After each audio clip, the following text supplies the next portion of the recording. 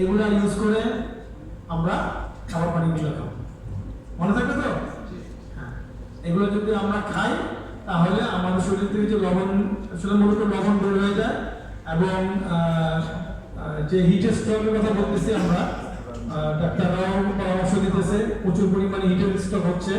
এই হিটের স্ট্রোক হওয়ার কারণেই হইতেছে কি, যদি রক্ষা পেতে চাই আমাদেরকে প্রচুর পরিমাণে তরল জাতীয় খাবার খেতে হবে। ঠিক আছে? তাহলে এই তরল জাতীয় খাবার কি খাবো আমরা? নর্মাল পানি বলি, ঠান্ডা পানি না। ঠিক আছে না? প্রসেস ফুড আমরা পুরোপুরি অ্যাভয়েড করবো।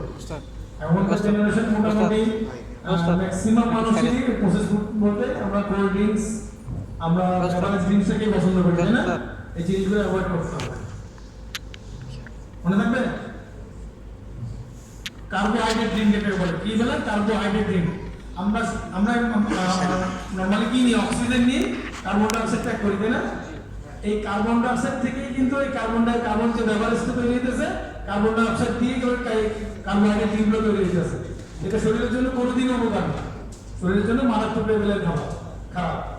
সুতরাং আমরা চেষ্টা করব, আর যারা প্রচন্ড রকমের গরমের মধ্যে কাজ করি তারা কিছু সময় চেষ্টা করব কিছু মানে কাজে ফাঁকি না দিয়ে নিজের নিরাপত্তাটাকে বা নিজের অবস্থানটাকে সেফটির মতো রেখে আমাকে একটু ছায়ার মতো অবস্থান করতে হবে।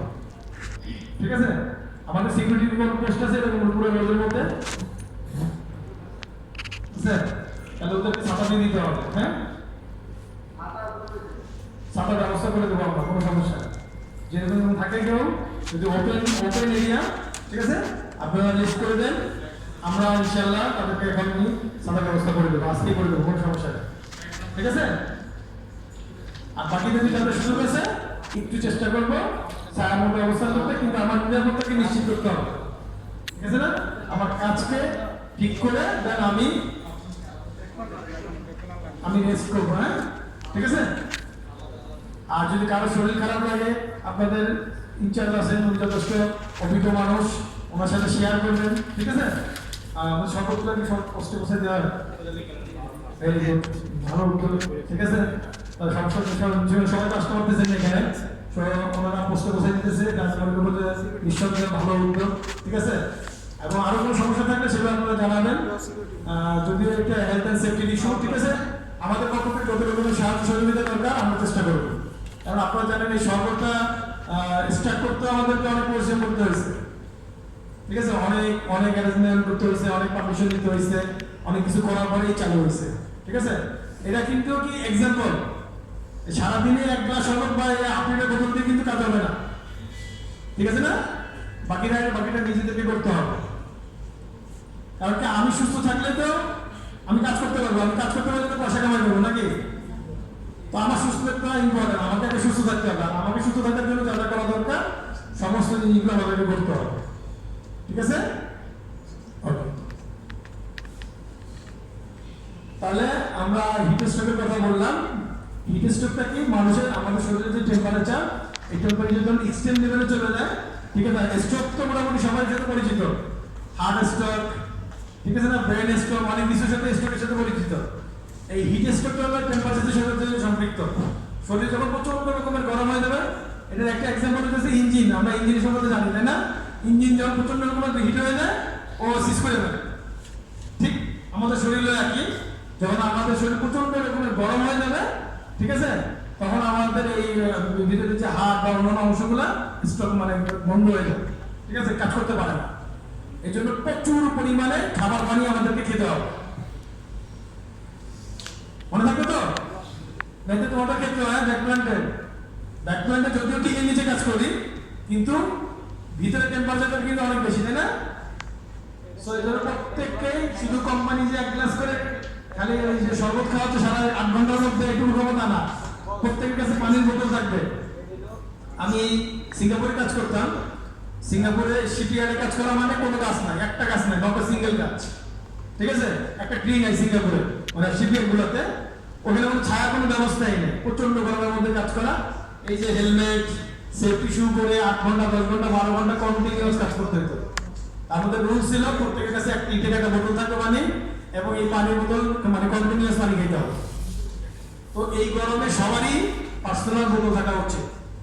যারা সম্ভব হয় একটু ভালো মানের ফুড গ্রেড বোতল দিব, আর যাদের সমস্যা না হয়, যাদের এরকম ইনভেস্টমেন্ট কম, তারা পানির বোতল কি অ্যাভেলেবেল না? মোটামুটি পানির বোতল কিন্তু অ্যাভেলেবেল, ঠিক আছে? এই পানির বোতল সবাই সাথে রাখবে, প্রচুর পরিমাণে পানি খেতে থাকবো, এবং কিছু সময় পর পর আমরা ইউরিন ত্যাগ করবো। ইউরিনকে চাপায় রাখবো না, ঠিক আছে? যত বেশি পানি খাবো ইনপুট দিব, আউটপুটটাও ওরকম হতে হবে, তাহলে শরীর ব্যালেন্স হবে। যদি আমি চাপায় রাখি তাহলে কিন্তু ব্যালেন্স হবে না, ঠিক আছে? তো আমি আর স্টেপ নিয়ে কথা বলতেছি না। এখন আমরা চলে যাবো ফায়ার এর উপর ট্রেনিং। আজকে আমাদের এই প্রোগ্রামটা বলতে ইনডোর ট্রেনিং প্রোগ্রাম হচ্ছে, কারণ আউটডোর করার মতো পরিস্থিতি নাই, ঠিক আছে না? আমরা সবাই জানেন আমরা বাইরে করি, আগুন ধরাই, মোটামুটি নিভাই দেখাই, বাট এটা সম্ভব হইতেছে না। এজন্য আজকে আমাদের ইনডোর প্রোগ্রাম হচ্ছে। হয়তো আগামী মাসে যদি আল্লাহ বাঁচায় তাকে আমাদেরকে মানে আমরা লাস্ট উইকের দিকেই করি। আবার যদি টেম্পারেচার যদি সহনীয় পর্যায়ে চলে আসে, আমরা আবার ইনডোর এবং সরি আউটডোর ট্রেনিং প্রোগ্রামটা আবার করবো, ঠিক আছে? আচ্ছা, আগুন, আমার সাথে এখানে অনেকেই ট্রেনিং করছে আগে। আগুন বলতে আমরা কি বুঝি? কে বলতে পারবে? কে বলতে পারবে?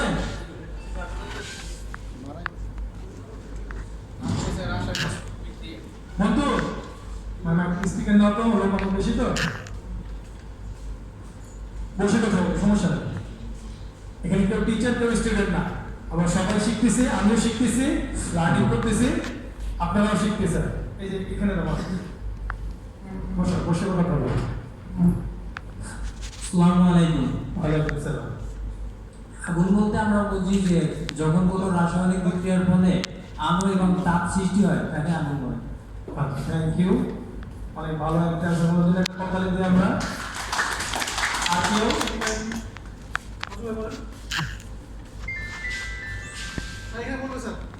না?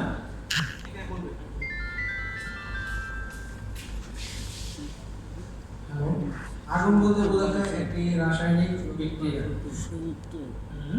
তারপরে আর কিছু?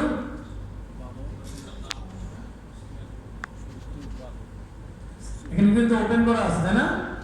একটু প্রজেক্টর দিকে খেয়াল করলে আমরা পাবো। হ্যাঁ, পরে বাংলায় পড়া এখানে পড়ে, ঠিক আছে? আগুনের সঙ্গে, হ্যাঁ, আগুন বা দহন এক ধরনের রাসায়নিক বিক্রিয়া বা বিক্রিয়া শ্রেণীবিন্যাস, যার মাধ্যমে আলো এবং তাপের সৃষ্টি হয়। সুতরাং যখন কোনো রাসায়নিক বিক্রিয়ার ফলে তাপ এবং আলো সৃষ্টি হয়, তখন তাকে আগুন বলে, তাই না?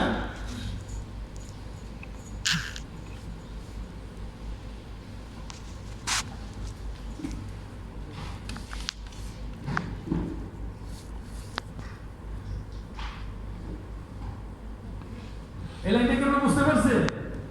আগুন বা দহন এক ধরনের রাসায়নিক বিক্রিয়া বা বিক্রিয়া শ্রেণীবিন্যাস, যার মাধ্যমে আলো এবং তাপের সৃষ্টি হয়। তারপর কি বলছে? অগ্নি প্রজ্বলন নীতি সাধারণত তিনটি উপাদান এবং একটি রাসায়নিক বিক্রিয়ার সমন্বয়ে আগুনের সৃষ্টি হয়, যথা তার্য বস্তু, অক্সিজেন, তাপ এবং রাসায়নিক বিক্রিয়া। অবিচ্ছিন্ন যোগসূত্র যতক্ষণ পর্যন্ত এই তিনটি উপাদান বা রাসায়নিক বিক্রিয়া বিরাজমান থাকবে ততক্ষণ পর্যন্ত আগুন চলতে থাকবে। দহনের এই নীতিকে অগ্নি প্রজ্বলন নীতি বলা হয়, বা একে দহনের অগ্নি প্রজ্বলন চতুর্ভুজ বলা হয়। তার কাছে ম্যাচ দিয়ে আসলে আছে, হ্যাঁ,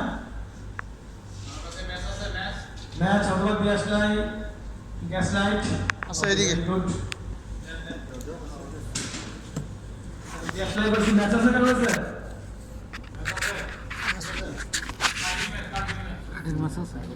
গ্যাস লাইট আছে না? আছে এখানে নাম, এটা কি নাম আইডি কি বাদ দেওয়া হইতো স্যার, একটু ডট ডট গ্যাস লাইট। হ্যাঁ, আবুল খায়ের কিন্তু গ্যাস লাইট ফ্যাক্টরি আছে, জানেন? নতুন করতেছে। হ্যাঁ, আবুল খায়ের ম্যাচ ফ্যাক্টরি আছে, জানেন তো নাকি? কি নাম? কি সালমন? হ্যাঁ, আর ফ্লেম বক্স। আবুল খায়ের চাকরি করে আমরা চেষ্টা করবো আবুল খায়ের প্রোডাক্ট ইউজ করার জন্য, নাকি? আবুল খায়ের প্রোডাক্ট যদি আমি না চিনি তাহলে কেমন হবে? হ্যাঁ, শাসমেন্ট এটা ব্র্যান্ড বাংলাদেশের, ঠিক আছে? আবুল কাদের অনেকেই চিনে না, কিন্তু শাহ সিমেন্টের মোটামুটি বাংলাদেশে অনেকেই চিনে, তাই না? কারণ আবুল খায়ের থেকে শাহ সিমেন্ট আরো বেশি জনপ্রিয়, মানে ব্র্যান্ড অনুযায়ী। তো আমাদেরও ম্যাচ আছে, বিয়াসলাই আছে, ম্যাচের নাম হচ্ছে সেলমান প্লেন বক্স, ঠিক আছে? আকিদেরও ম্যাচ আছে আবার। তো আমরা চেষ্টা করবো আমাদের ম্যাচগুলো ইউজ করার জন্য, যেটা হোক। ওকে, আমি যেটা বলেছিলাম, কি বলতেছি এখানে, 3টা বস্তু লাগবে, তাই না? কটা বস্তু লাগবে এখন নেওয়ার জন্য? কি কি? দাহ্য বস্তু, হ্যাঁ, প্রথমে হলো দাহ্য বস্তু। আচ্ছা, দাহ্য বস্তু কাকে বলে বলেন? এগুলোর মধ্যে দাহ্য বস্তু আছে কিছু? কি কি আছে বলেন? কাঠ আছে, আঙুর আছে, ভেরি গুড। আর টিস্যু আছে, ভেরি গুড। পিছন থেকে কেটে গেলে মানুষ, মানুষ কার দাহ্য বস্তু? না, মানুষ। হ্যাঁ, অনেকে কনফিউশন আছেন না? মানুষ দাহ্য বস্তু। আচ্ছা, কে মানুষ দাহ্য বস্তুর মধ্যে কয়জনে একসাথে আছেন? সেফটির লোক ছাড়া বাকিরা হাত তোলেন। যে মানুষ দাহ্য বস্তু, জি স্যার। মাত্র 2-3 জন, বাকিরা দাহ্য বস্তু না, তাই না? আচ্ছা, এখানে বিধর্মী কারা আছে? নন মুসলিম। আচ্ছা, কি করা হয় তোমাদের? কি করা হয় মারা যাওয়ার পরে? দাহ করা হয় না? পোড়ানো হয়। তার মানে কি, না যদি পড়ে তাহলে ওটা দাহ্য বস্তু কেমনে? হ্যাঁ, মানুষ দাহ্য বস্তু, ঠিক আছে? যে আমরা প্রায় শুনি না, বাংলাদেশের শেখ হাসিনা বানিয়ে নাম তো মোটামুটি শুনছি অনেকে। ওইখানে গেলে দেখবেন যে কত রকমের পোড়া রোগী আছে, ঠিক আছে? এই সম্প্রতি লাস্ট অনেকগুলো অ্যাক্সিডেন্ট হয়েছে, মানুষ দাহ্য বস্তু, ঠিক আছে? মানে যে জিনিস পড়ে পোড়া যায়, আগুন ধরে, ওই জিনিসই দাহ্য বস্তু, ঠিক আছে? তো এটা বিধর্মীর একটু ভালো মনে জানে, কারণ ওদেরকে দাওয়া করা হয়, এই জন্য ওরা জানে, ঠিক আছে? এখানে যা যা বলছেন, এখানে অনেক কিছু দাহ্য বস্তু। তার মধ্যে প্রথম দাহ্য বস্তু হচ্ছে যে আমরা মানুষ। মানুষ দাহ্য বস্তু। আমাদের শরীর পড়া যায় না? পড়া যায়, প্রচুর পড়া যায়। আমাদের পঞ্চগঞ্জের মধ্যে ঘটনা ঘটছে, বিভিন্ন জায়গাতে আপনারা ইউটিউব চালাচ্ছেন, ফেসবুক চালাচ্ছেন, লাইভে আসতেছে, ঠিক আছে? প্রচুর পরিমাণে এরকম ঘটনা ঘটতেছে, তাই না? মানুষ কিন্তু দাহ্য বস্তু। ওকে, তাহলে আগুন দেওয়ার প্রথম শর্ত কি হইতেছে? 3টা জিনিস লাগবে নাকি? কি কি লাগবে? দাহ্য বস্তু। আচ্ছা, এই দাহ্য বস্তুকে নরমালি আমরা 3টা ভাগে বিভক্ত করে থাকি। সেফটির ভাষায় আমরা এগুলো পরে আছে: কঠিন পদার্থ, তরল পদার্থ এবং গ্যাসীয় পদার্থ।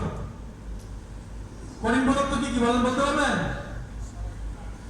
এই রুমের মধ্যে যা দেখছিলেন, মোটামুটি যা বলতেছিলেন, এই সবই কঠিন পদার্থ, ঠিক আছে? তরল পদার্থ বলে দুই একটা এক্সাম্পল দেন, মানে নলেজ দেওয়ার জন্য আর কি। হ্যাঁ, তৈল। তৈল কিন্তু বিভিন্ন রকমের আছে, তার মানে কি যত রকমের তৈল আছে, হ্যাঁ, সব রকমের তৈল, অকটেন, ডিজেল, পেট্রোল, সরিষার তেল, সয়াবিন তেল, হ্যাঁ, Mobil, grease, octane, Mobil grease, বিভিন্ন, হ্যাঁ, এগুলো এক একটা ফ্ল্যাশ পয়েন্ট এক এক রকম। ফ্ল্যাশ পয়েন্টটা আমি এত ডিটেইলস আলোচনা করবো না, কারণ এক একটা ফ্ল্যাশ পয়েন্ট হলে এক এক রকম। ফ্ল্যাশ পয়েন্ট মানে দেখতেছে ওইটা সর্বোচ্চ তাপমাত্রায় কতটুকু ধরবে, আগুন ধরবে। যেমন লোহা কি দাহ্য বস্তু? কে বলতে পারবে? হ্যাঁ, লোহা দাহ্য বস্তু। কিন্তু আমাদের একে শহরের মধ্যে কি রড বানাইতেছে না? ওখানে কেউ দেখেন না দুর্যোগের আগুনের সাথে মোটামুটি, মানে যদিও দুর্যোগের আগুনকে বলা হয় কি 70 বার ধোয়ার পরে যায় দুনিয়াতে যে আগুন দিচ্ছে, তারপর কিছুটা অঙ্গভঙ্গ আছে আর কি।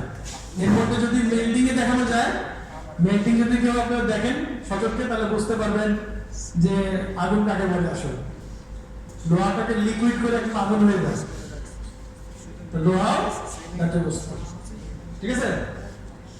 তাহলে আমি যেটা বলছিলাম, কঠিন পদার্থ, তরল পদার্থ। তরল পদার্থের মধ্যে যে আমরা যত ধরনের লিকুইড আইটেম বলি, তরল আইটেম, ঠিক আছে? যেমন octane, petrol, diesel, Mobil, grease, paint, thinner, এগুলো আমাদের আশেপাশে প্রচুর পরিমাণে আছে, তাই না? এই যে এটা ভিতরে থেকে লিকুইডের ফর্ম, না হ্যাঁ, এটাও তরল পদার্থের আগুন। ঠিক আছে, তো এলপিজি বোতল ভিতরে কিন্তু লিকুইড ফর্মে থাকে, আপনারা জানেন? এলপিজি মানে কি? Liquid of petroleum gas, LPG. পাশাপাশি ইউজ করি না এলপিজি।